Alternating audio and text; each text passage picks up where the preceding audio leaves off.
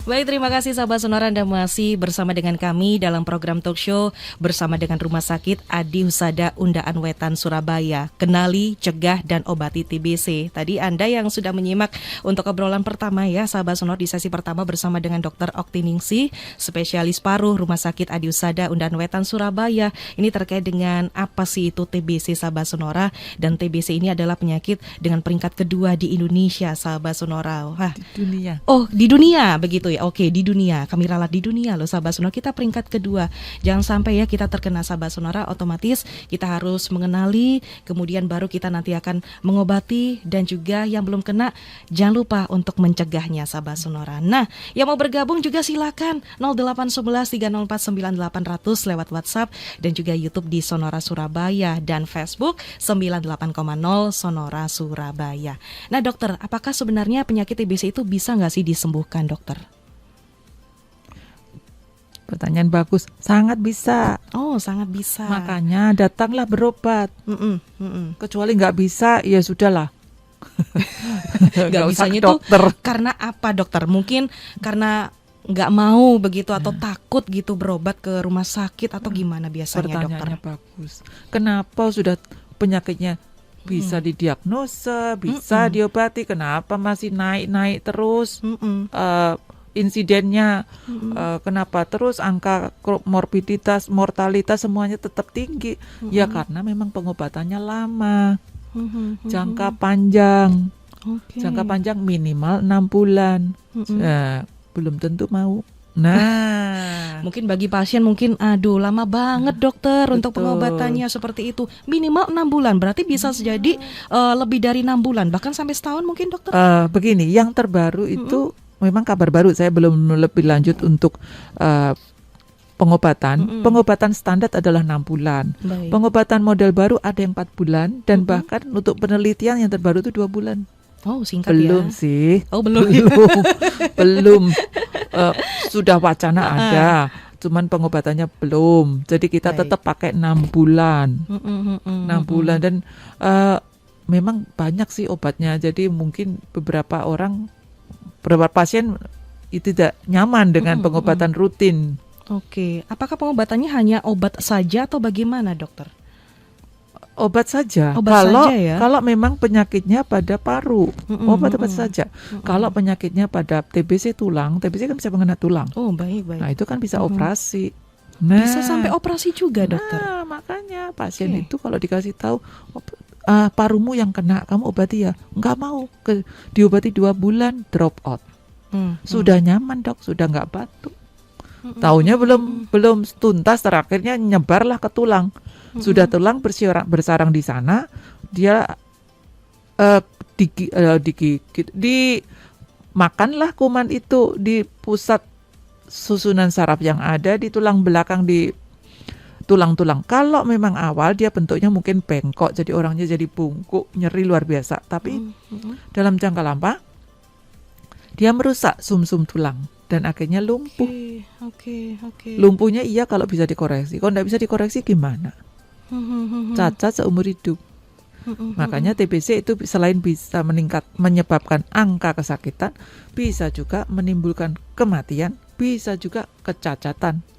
Kalau kematian udah selesai, kalau kecacatan kan seumur hidup. Nah, itu kan tidak nyaman juga bagi dia dan keluarga. Baik, tapi sebenarnya bakteri kalau sudah masuk ya ke dalam paru-paru seperti itu biasanya bisa berkembang nggak sih dokter untuk bakteri TBC-nya gitu? Maksudnya mutasi kayak gitu atau gimana? Nah, pada kuman tuh pinter sekali ya. Saya nggak tahu juga virus kuman tuh kok pinter ya. Sama manusia juga pinter juga. Ada juga yang mutasi. Jadi begitu kuman-kuman itu tidak diobati dengan betul, tidak sesuai jadwal, tidak sesuai dosis, tidak sesuai dengan ketepatan waktu, dia akan mengalami mutasi untuk menjadi kuman yang tidak sensitif dengan obat. Kita sebut resisten obat. Nah, kalau sudah resisten obat, jangan ditanya. Saya tadi bilang cuma 6 bulan. Kalau yang resisten obat, pengobatannya bisa sekitar 2 tahun. Dan bisa itu minum obat terus ya dokter ya? Ya, dan obatnya nggak bisa dihitung, banyak sekali. Wow. Dan efek sampingnya semakin banyak obat yang diberikan, semakin besar kemungkinan terjadi efek samping yang menyebabkan kerusakan pada bisa ginjal, bisa liver, bisa mata, bisa dari efek jadi bisa schizofren juga. Ngeri sekali. Makanya saya bilang kalau memang belum terlanjur, sudahlah ke dokter saja. Kalau ada dokter mengatakan diobati, ya dituruti diobati sebelum lari kemana-mana. Iya, sebelum menyebar kemana-mana seperti itu. Kalau kata dokter, mungkin sangat bisa untuk disembuhkan kalau kita secara dini ya dokter ya untuk mengobati penyakit TBC seperti itu. Nah, tapi secara nggak langsung sebenarnya untuk bakterinya itu bisa nggak sih hilang di dalam paru-paru kita dokter? Karena saya tuh punya teman ya dokter ya. Ini kebetulan pertanyaan titipan juga dokter. Sampai sekarang dia itu nggak bisa jadi karyawan tetap ketika medical check up ditemukan satu titik dokter dan itu kecil sekali di paru-parunya. Kemudian ketika saya tanya, dia pernah kena TBC pas waktu kecil. Nah, ini gimana dokter? Dia juga sudah melakukan pengobatan, tapi masih ada tersisa satu titik gitu di paru-parunya sehingga dia nggak bisa dijadikan karyawan tetap seperti itu karena kendalanya dia pernah punya penyakit TBC. Nah, ini gimana dokter kalau kasus seperti itu, dok? Ya, pertanyaan Anda mewakili banyak orang awam. Yang Anda maksud dengan titik itu sebenarnya bukan kuman. Kalau memang sudah diobati sesuai dengan jadwal 6 bulan dan dinyatakan oleh dokter sembuh dia. Tetapi yang dinamakan titik itu ada bekas di paru yang tidak bisa hilang seumur hidup. Nah, tidak bisa hilang. Seringkali risikonya apa nih para sahabat Sonora? Kalau Anda terlambat datang ke dokter, flek yang ada di paru itu semakin banyak dan semakin sulit untuk kembali seperti semula. Akhirnya ada flek. Padahal kita seringkali orang-orang yang sudah sembuh kemudian melamar pekerjaan di suatu perusahaan pasti akan dicek paru dan nanti akan ditulis tampak gambaran bekas keradangan. Ya, padahal dia sudah sembuh, dia tidak menular. Tetapi pihak perusahaan ngapain repot-repot, cari aja yang bagus. Nah, seringkali seperti itu, kasihan juga kan. Kecuali Anda memang betul-betul dibutuhkan, mungkin perusahaan akan tanya konsul ke dokter paru untuk menyatakan bahwa penyakit ini tidak aktif. Tapi kalau nggak mau repot, ngapain repot, cari aja yang bersih. Perusahaan juga tidak mau tahu ya dokter Nggak ya. mau tahu. Dipikirnya itu masih ada TBC. Nah. Bisa suatu saat mungkin akan kambuh lagi seperti itu ya dokter ya. Baik, tapi kalau misalkan orang ketika dia sudah dinyatakan sembuh dengan TBC, mungkin nggak sih dokter dia akan kambuh lagi nantinya? Nah, pertanyaan lagi bagus juga. Bisa. Dengan cara apa dokter? Lewat penularan lagi atau gimana dokter? Jadi ada dua mekanisme supaya pasien itu sakit TBC lagi. Pertama, kalau sudah sembuh dari TBC, dinyatakan sembuh oleh dokter, Anda kan tetap harus kontrol. Ada waktunya, ada 3 bulan, 6 bulan, Anda harus kontrol. Apabila dalam waktu sekitar 2 tahun itu tidak ada lagi gambarannya, berarti Anda sudah aman. Di dalam tubuh Anda sudah tidak ada kuman sakal sama sekali. Baik. Artinya sembuh. Tetapi, sembuh, satu, berarti nggak mungkin lagi kena TBC dari dalam. Kedua, kecuali Anda ini diabetes atau kena kemo atau HIV atau kanker yang memang kondisinya sangat lemah. Terus Anda berada di lingkungan orang-orang sekitar yang sakit TBC. Berarti Anda juga mendapat risiko untuk tertular dari orang lain. Jadi istilahnya infeksi dari luar. Dari luar ya. Jadi ada yang satu dari dalam, satu dari luar. Jadi kalau memang Anda punya faktor risiko, sebaiknya sering cek. Kalau sudah sembuh, tanyalah ke dokter kapan harus kontrol dan penuhi saja karena kita ini sudah, kalau TBC kan penyakit banyak di Indonesia, prevalensinya sangat tinggi, nggak perlu misalkan meragukan untuk kemampuan dokter-dokter di Indonesia ya, apalagi dokter paru di sini ya semuanya sudah makanan sehari-hari lah. Nah dokter, kalau misalkan penyakit TBC ini apakah penyembuhannya ini lebih mudah dokter ketika usianya produktif atau masih muda daripada orang yang sudah lansia, apalagi dengan orang tua mungkin yang terkena comorbid juga nih dokter?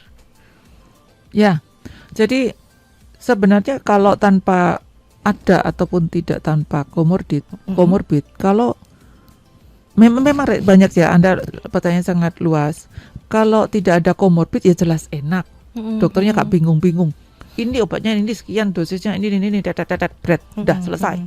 Tapi kalau dengan komorbid misalkan ada gangguan ginjal, liver, dan lain-lain yang memerlukan adjustment dose, jadi dosis yang kita berikan tidak sesuai dengan dosis rekomendasi. Akibatnya angka kesembuhan percepatan itu akan menjadi lebih lama. Nah, itu memang pada pasien-pasien tertentu. Baik. Apalagi pasien-pasien HIV atau yang tidak diobati, yang mendapat penyakit lain, biasanya ada efek samping pengobatan yang dia tidak bisa ditolerir. Intinya sulit diobati. Sulit juga ya untuk diobati seperti itu. Nah dokter, ada efek samping nggak sih dok ketika minum obat-obatan TBC dokter? Nah, pertanyaan orang awam seperti itu sering. Dok, saya minum obat disuruh 6 bulan. Ya. Kan saya ada liver dok, saya ada ini dah. Apa nggak bahaya? Saya bilang, Anda diabetes, ya. Anda minum obat, ya. Seumur hidup, ya. Ya. Nah, setiap obat yang diminum selalu punya efek samping. Apapun obat. Obat itu kalau sesuai dengan dosis, ya baik. Tetapi kalau tidak sesuai dengan dosis, ya mungkin ada efek samping. Tetapi antara efek samping dengan keuntungannya, ya kita perhatikan keuntungannya kan. Efek sampingnya kemana dok? Ya aduh macam-macam, ya bisa ke mata karena pengobatan 6 bulan. Karena ada obat-obat TBC yang bisa mengganggu saraf mata. Kemudian bisa ke liver, semua obat juga bisa sih. Ke ginjal, semua obat juga bisa. Kemudian mual, muntah, semua obat juga bisa. Jadi kok ditanya, ya ada efek samping, tapi kontrol lah ke dokter, nanti dokter akan menentukan. Sejauh ini pengalaman dokter dalam menangani pasien TBC seperti apa nih dokter kalau di rumah sakit? Banyak orang yang mungkin mengeluhkan begitu setelah minum obat, kok nggak sembuh-sembuh dokter? Aduh dokter, udah bosen dokter minum obat terus. Nah seperti itu atau gimana? Ada yang mungkin sampai putus, kemudian balik lagi, loh kok ketemu pasien ini lagi gimana? Apakah udah sembuh kayak gitu? Kok udah nggak kelihatan kayak gitu? Kok balik lagi kayak gitu? Ini gimana nih pengalaman dokter selama menangani pasien TBC di rumah sakit? Kalau zaman dulu memang saya sering mengalami seperti itu. Sekarang setelah era digital ini, kemudian ada teknik-teknik yang dari kita dari pemerintah yang mengharuskan ada namanya PMO. PMO itu artinya pengawas minum obat. Oh, baik. Jadi angka drop out itu yang Anda tanyakan kan? Angka drop outnya menjadi kecil dan juga mereka kesadarannya lebih bagus dari mereka lebih karena era digital, jadi mereka tahu, mereka jadi aware kalau compliance minum obatnya tidak dipenuhi, dia akan penyakitnya akan lari kemana, dia tahu sendiri. Ya, hanya sedikit sekali ya. Ya angka drop out. Oh, Dulu memang tinggi, sekarang turun. Baik. Apalagi anak muda jarang sudah mereka mengikuti. Oke, lebih aware juga ya dokter ya. Sahabat Sonora, nggak terasa ya kita ngobrol-ngobrol nih terkait dengan kenali, cegah, dan obati TBC bersama dengan Rumah Sakit Adi Husada Undaan Wetan Surabaya. Saya juga masih ditemani bersama dengan Dr. Oktiningsih, spesialis paru Rumah Sakit Adi Husada Undaan Wetan Surabaya, dan ada Pak Muhammad Rizal, Kepala Unit Pemasaran dan Layanan Pelanggan Rumah Sakit Adi Husada Undaan Wetan Surabaya. Nah, Pak Rizal, sekarang saya ke Pak Rizal terkait dengan Rumah Sakit Adi Husada Undaan Wetan ini, keunggulannya apa sih di Rumah Sakit Adi Husada ini? Ya, terima kasih Mbak. Jadi Rumah Sakit Adi Husada Undaan Wetan ini adalah salah satu rumah sakit tipe B unggulan di kota Surabaya, letaknya di Surabaya Pusat ya. Saat ini memang kita sedang gencar-gencarnya untuk memberikan banyak layanan terbaik buat masyarakat kota Surabaya. Ya, misalnya dari fasilitas, kita mempunyai fasilitas penunjang medis yang sangat lengkap. Salah satu rumah sakitnya punya penunjang medis yang lengkap, dari alat-alatnya itu lengkap ya. Kita punya MRI, CT scan. Tadi CT scan juga digunakan untuk paru juga ada ya kan. Kemudian kita juga ada torak, pastinya torak kita punya. Kemudian mammo USG. Kemudian yang terbaru kita juga ada radioterapi untuk pasien-pasien kanker. Kemudian fasilitas-fasilitas seperti kamar kita juga perbaiki terus-menerus, update, sehingga tidak kalah dengan rumah sakit tipe B lainnya. Dari fasilitas kita udah oke, dokter-dokter spesialisnya kita lengkap, sehingga sangat layak lah untuk masyarakat kota Surabaya mempercayakan layanan kesehatannya kepada kami. Seperti itu. Kemudian untuk paru tadi seperti yang udah saya sampaikan di depan tadi ada pertanyaan ya. Kita punya paket paru ya, paket parunya dari basic, advance sama paket paru sehat. Ya. Nah, di sini kita fokus untuk memberikan harga terbaik untuk masyarakat Kota Surabaya agar bisa screening kesehatannya khususnya terkait paru. Jadi seperti pesan Dr. Okti tadi bahwa sebaiknya mengetahui lebih dini itu lebih baik, mengobati lebih dini juga lebih bagus hasilnya. Caranya salah satunya dengan screening untuk TB paru ya. Jadi bagi warga Surabaya, sahabat Sonora, sebaiknya periksakan kesehatan paru Anda sejak dini di rumah sakit Adiusada Undaan Wetan. Itu sih pesannya. Baik, di bulan Mei ini apakah ada agenda terbaru begitu di Rumah Sakit Adiusada begitu Pak? Agenda terbarunya ya tadi kita itu bulan tadi ini ya? keluarkan baru, jadi paket paru ini kita Paket keluarkan paru bulan Mei bertepatan dengan ulang tahun Kota Surabaya. Dan paket kita sudah pasti dengan harga terbaik seperti itu. Harganya berapa? Dipantau ya Pak ya tentunya ya? Bisa dipantau di IG ya? sosmed kita, sosmed. Di adiusada.ue, di TikTok juga kita ada. Oh, TikTok ada nih. Ada, kita ada TikToknya live TikTok nih sekarang kita. Harganya murah kok, mulai Rp500.000. Jadi baik. bisa sangat terjangkau lah, saya rasa. Sangat terjangkau ya, karena sesekali kita juga perlu nih sahabat Sonora untuk cek kesehatan kita seperti itu. Nah, tapi kalau untuk konsultasi spesialis paru untuk penanganan pasien TBC, bagaimana nih untuk jam operasionalnya nih? Jadi kita untuk rawat jalannya ada beberapa beberapa dokter spesialis paru. Jadi nanti bisa untuk sahabat Sonora untuk datang atau mengecek jadwal-jadwal itu di sosmed kita. Kita selalu rutin update di Instagram kita adiusada.ue itu jadwal praktek-praktek dokter di Rumah Sakit Adiusada Undaan Wetan. Bisa nanti dicek di highlightnya. Baik. Ya, di story highlight itu kan ada jadwal praktek, bisa dicek di situ. Dokter-dokter yang ingin dikunjungi bisa langsung cek aja di situ. Baik. Ada yang mau tanya juga ini di mana sih alamatnya Rumah Sakit Adiusada Undaan Wetan, kemudian berserta mungkin nomor kontaknya yang mungkin bisa diakses itu di mana Pak Rizal, silakan. Untuk Rumah Sakit Adiusada Undaan Wetan di Jalan Undaan ya pastinya. Kemudian untuk nomor telepon yang bisa dihubungi di 031 531 8000. Nanti bisa diterima oleh call center kami sehingga dihubungkan ke nomor yang ingin dikunjungi atau dihubungi. Terserah mau ke rawat jalan bisa, mau ke bagian pendaftaran bisa dan lain sebagainya. Atau mau tanya-tanya juga bisa di situ. Oke, tanya-tanya boleh ya. Boleh, di situ kalau mau ya. lebih interaktif bisa tanya lewat sosial media yang dikendaki lah ya. Baik. Karena tiap orang punya sosial media masing-masing. Baik. Seperti itu. Nah, ini juga waktu kita nggak terasa mau di penghujung acara, mungkin sebagai penutup ya, mungkin apa yang perlu di reminder lagi terkait dengan kenali, kemudian pengobatan juga dan pencegahan TBC dari Dr. Okti. Silakan Dr. Okti. Jadi pesan saya, take home message-nya ya, kalau Anda mendapatkan pasien keluarga atau Anda yang sakit TBC atau bukan, Anda belum tahu dia sakit TBC, asal dia sudah batuk lebih dari 2 minggu, tidak sembuh-sembuh, ada panas badan, ada berat badan menurun, nafsu makan menurun, cepatlah mencari pertolongan di health provider terdekat. Baik, terima kasih Dr. Okti. Kemudian Pak Rizal, ada yang mungkin disampaikan untuk sahabat Sonora? Ya, pesan kami jelas ya, kalau bisa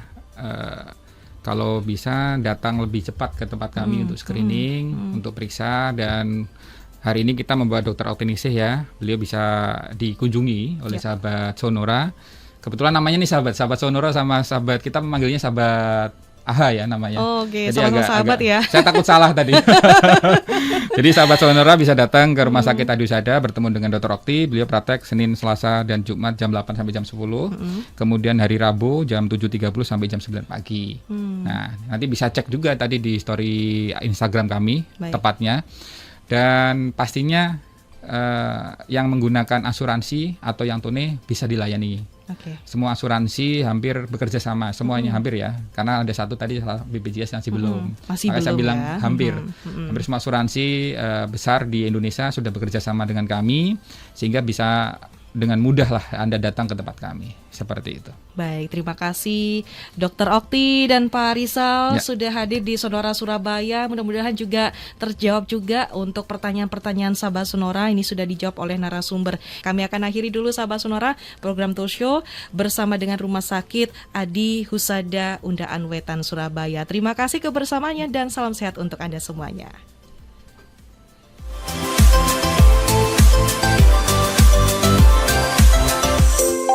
Terima kasih telah Anda dengarkan Radio Talk Show bersama Rumah Sakit Adi Husada Undaan Wetan, Jalan Undaan Wetan nomor 40 sampai 44 Surabaya. Telepon 031 531 8000, WhatsApp 0812 3130 8000, Instagram @adihusada.uw, website undaan.adihusada.com.